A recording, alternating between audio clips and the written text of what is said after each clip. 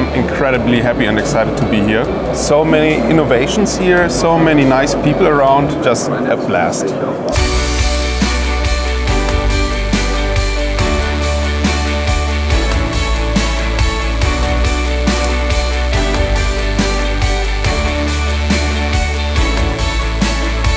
It's really nice to be back. I'm really happy. The 3D Finalist Challenge is always an amazing opportunity to show the new innovation that we kind of brewed, and then becoming a finalist is always like a great honor.